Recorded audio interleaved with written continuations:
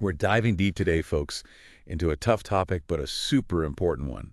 The human cost of delayed justice. Yeah. And we're basing this deep dive on this article about a really tragic case. It's about Atul Subhash. He was a tech worker in Bengaluru. Right. And he ended up taking his own life after dealing with these really prolonged legal battles, these court cases. It's really sad. Yeah. And so we're going to be looking at how his case kind of, I think it brings to light, it exposes some deeper issues, some things that need to be addressed within the Indian legal system. For sure. And hopefully we can sort of explore, what can be done. Absolutely. So let's start with Atul's story. The article really, it paints a heartbreaking picture of what he went through, dealing with multiple court cases with his estranged wife.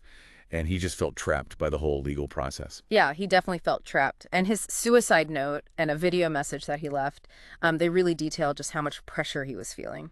And he even alleges that certain legal provisions were being used against him, not for their intended purpose. And it raises a really important question. How can we be sure? How can we ensure that these laws that are designed to protect people aren't like weaponized, used against them in these personal disputes?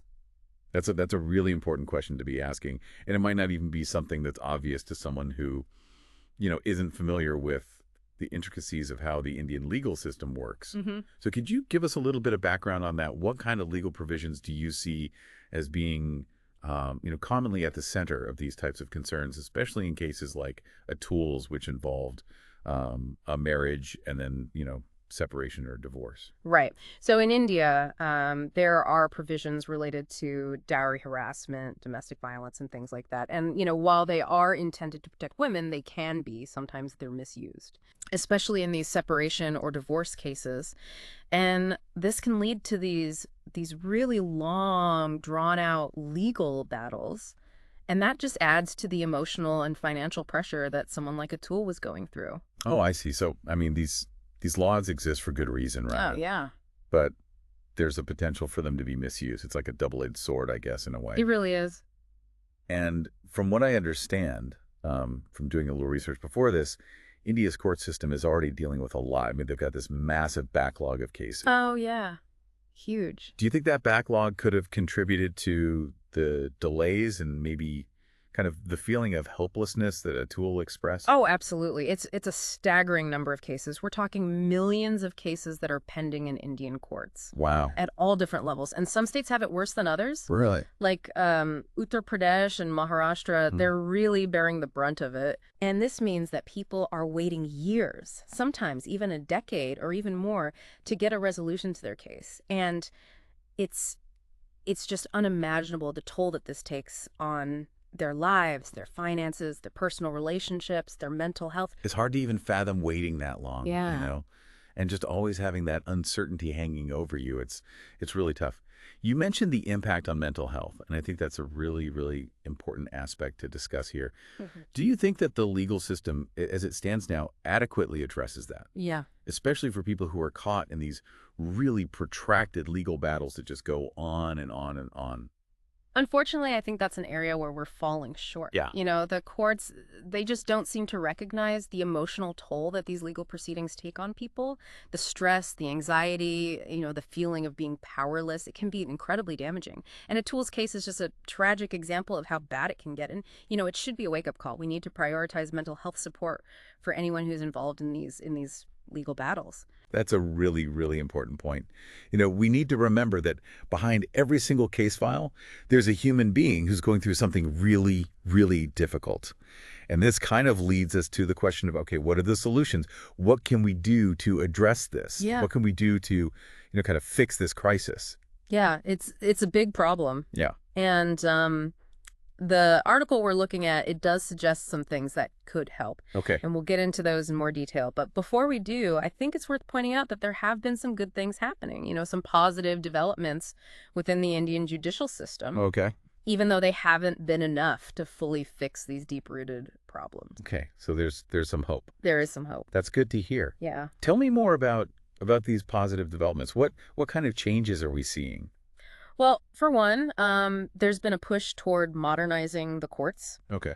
with things like the e-courts project. Yes. And that's supposed to digitize all the court processes, make information more accessible. Okay. And it's still a work in progress, but it's definitely going in the right direction. Yeah, that makes sense. I mean, digitizing records, automating stuff, that could potentially really speed things up. That's the hope. What else? What other positive things are happening? Another good thing is there's more emphasis being placed on something called alternative dispute resolution, or ADR for short. Okay, ADR.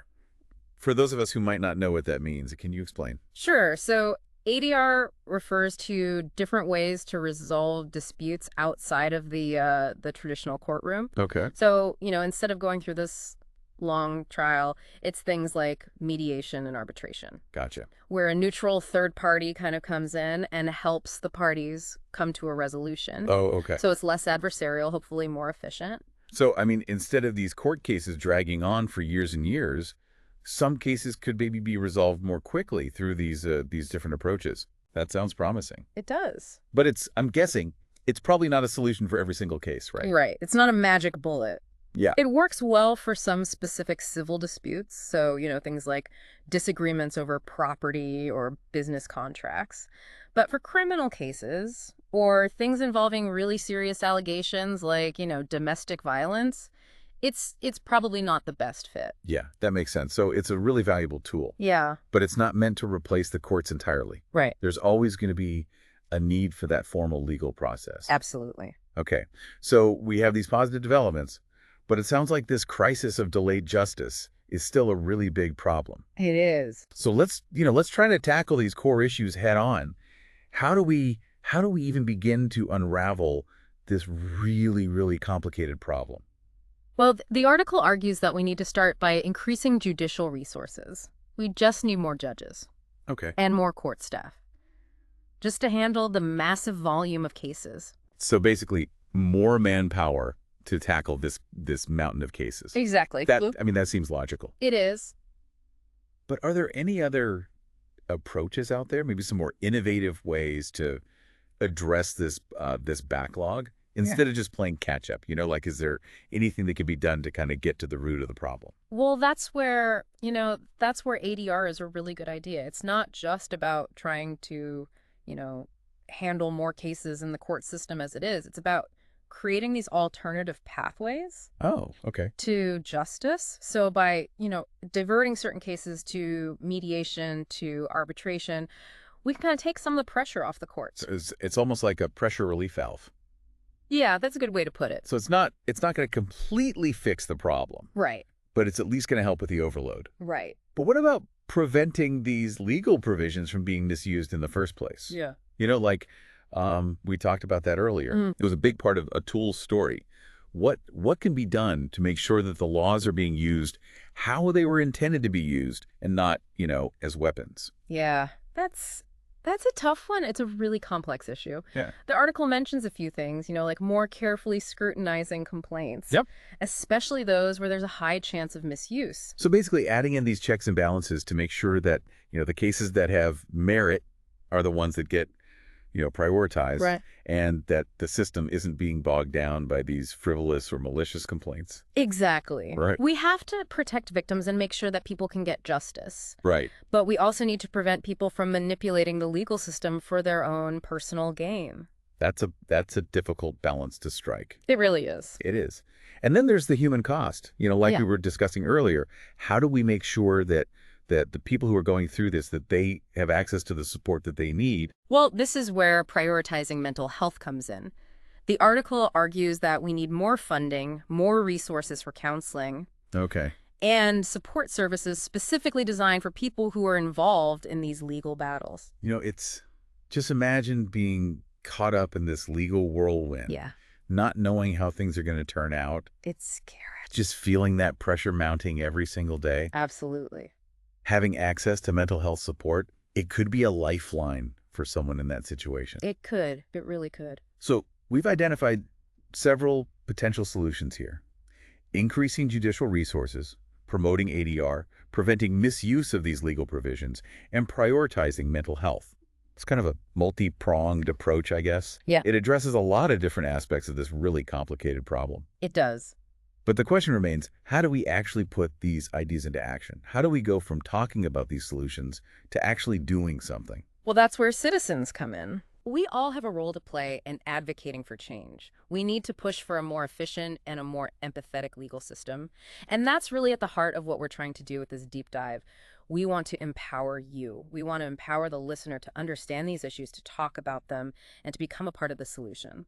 So before we move on to talk about the role of technology in all of this, I want to ask you, what stands out to you the most from our discussion so far? What resonates with your own experiences or concerns? It's a lot to take in. I mean, it's eye-opening to see just how interconnected all of this is and how deeply these problems affect people's lives. The backlog, just the sheer size of it, it's daunting.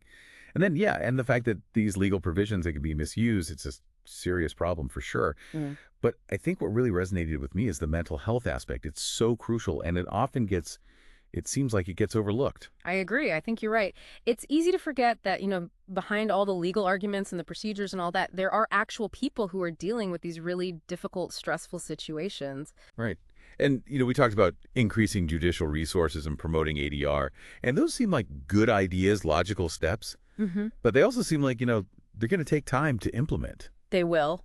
So what can be done in the meantime? Like right now, what could be done to help the people who are caught in the system, who are, going through these things right now?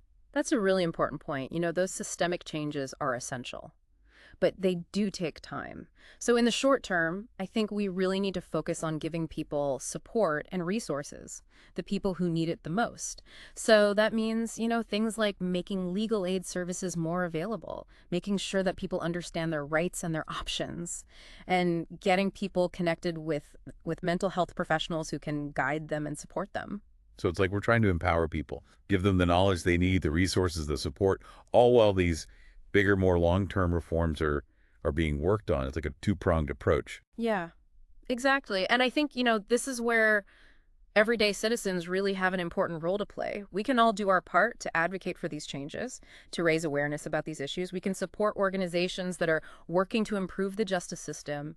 I mean, even small things, like staying informed, like actually reading about the proposed legal reforms, contacting our elected officials, letting them know that these issues are important to us, even volunteering with legal aid organizations. I mean, every little bit helps. It's true. It's a good reminder that, we're not just passive observers. We can actually, Yeah. make our voices heard and push for positive change.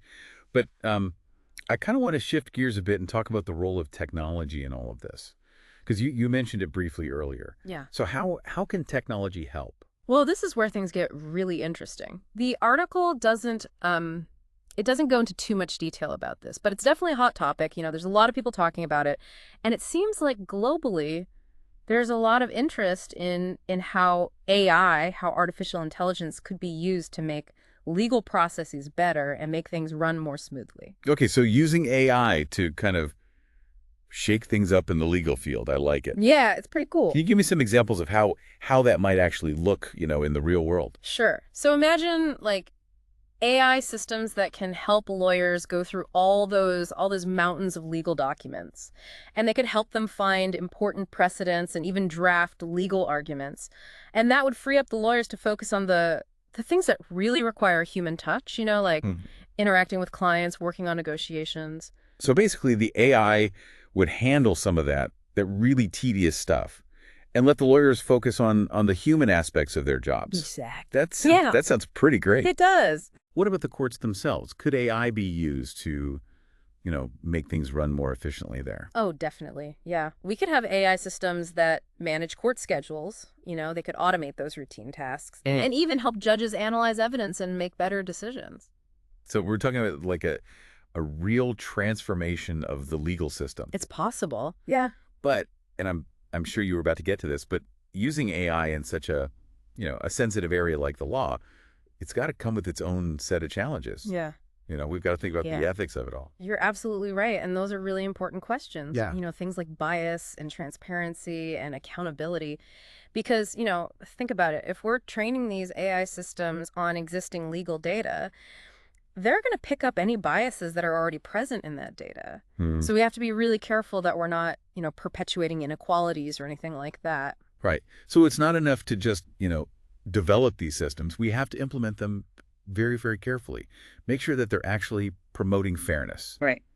And not making existing biases even worse.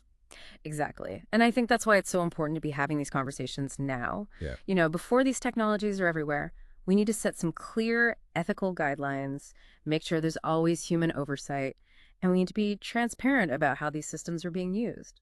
It really does feel like we're at a crossroads. We have this incredibly powerful tool that could revolutionize the legal system, but we have to use it responsibly. Yeah. And it's not just about the technology itself. It's about understanding how it's going to affect people, the lawyers, the judges, and most importantly, the people who are seeking justice. It all comes back to that human element, Yeah. which is what we started with, really. Yeah. The human cost of all of this. Yeah. And it reminds me, technology should be a tool that helps people. It shouldn't replace them or make things harder for them. Right. And this ties into the whole idea of access to justice. If we're going to use AI to make the system more efficient, we have to make sure that it doesn't leave anyone behind. Right. It's got to be more equitable as well. Everyone deserves equal access to justice. I agree. And that's something we're going to have to think long and hard about as we move forward with these technologies. Well, it's a fascinating topic. And it's clear that this is just the beginning of the conversation. There's a lot more to unpack here. But I kind of want to bring it back to what we were talking about before with the article. Okay. And those recommendations for addressing this crisis in India, we already touched on increasing judicial resources and promoting ADR. What are some of the other solutions that were proposed? Well, another big one that the article highlights is the need to address sort of the root causes of these lawsuits in the first place. Okay.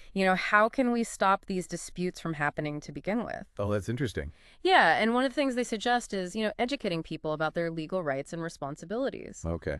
especially when it comes to family law, property issues, things like that. So basically, if people are more informed, there's less chance of these legal problems cropping up. Right.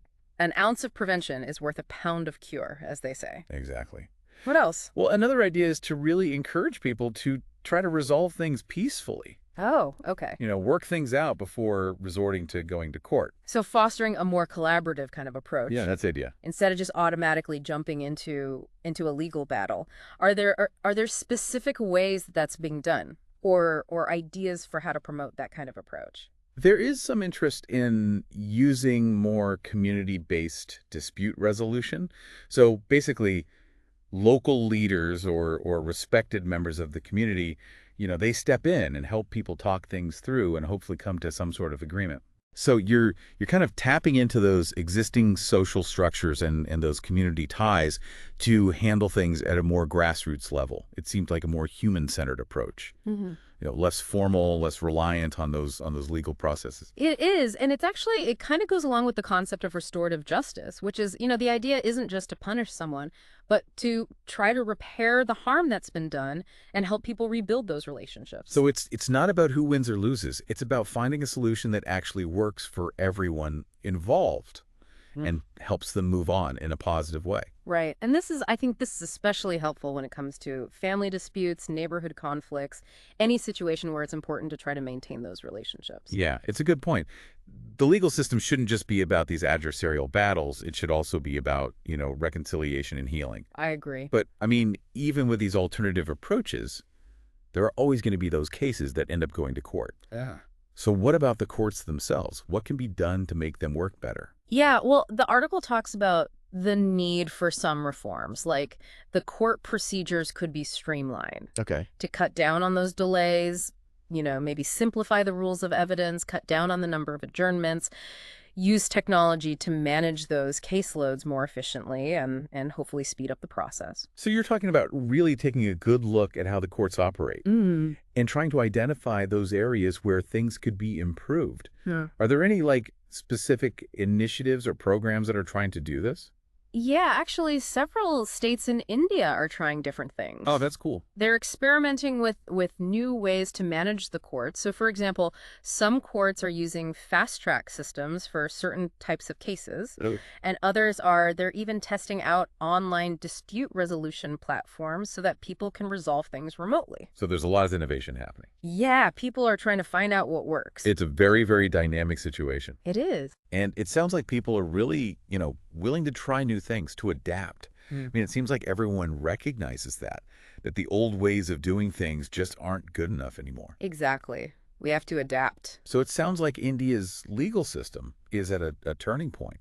It's facing these huge challenges. It is. But there's also a lot of opportunity for change. There is. And I think it's important to remember, this isn't just an Indian problem. Right. Countries all over the world are dealing with these same issues. Yeah. Court backlogs, access to justice, and everyone's trying to figure out how technology is going to change things. It's a global conversation. Yeah. And it's one that we all need to be a part of.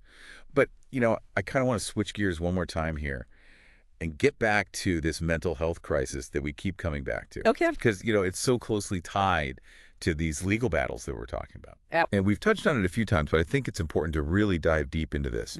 You mentioned that we need to make mental health support a priority for anyone who's involved in the legal system. Yeah. What does that actually look like in practice? Well, I think the first step is just acknowledging that going through these legal battles, it can really mess with people's mental and emotional well-being.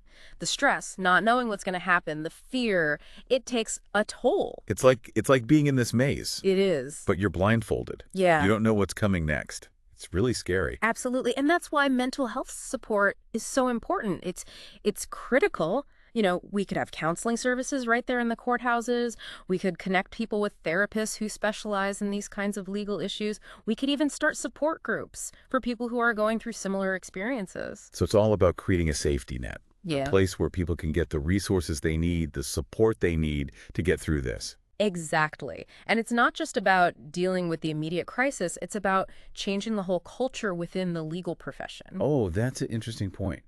Because we do hear a lot about lawyers being stressed out and burned out. Oh, yeah. It's a big problem. So how does that culture within the legal profession affect the people who are coming to them for help? Well, if lawyers are stressed out and burned out, they're not going to be able to give their clients the support that they need. Yeah. So it's like a vicious cycle. It can be. A stressed out lawyer isn't going to be able to help a stressed out client. Exactly. And that's why we need to address this mental health problem within the legal profession itself. Okay. We need to make it a system where everyone can thrive. The lawyers, the judges, and the clients. And where everyone feels supported. It's a holistic approach. Yeah. You're recognizing that the system is made up of people and people need support. They do. And that really ties into this whole idea of empathy within the justice system. Yeah. It's not just about upholding the law. No. It's about recognizing the human impact of everything that happens within that system. Yeah. We need both. We need justice and compassion. Exactly. So we're not just pursuing legal outcomes, at the expense of people's well-being. But let's shift gears one last time here. Okay. And go back to technology. Sure. Because we were talking about how AI could be used to make legal processes more efficient. But can technology also play a role in addressing these mental health challenges that we've been talking about?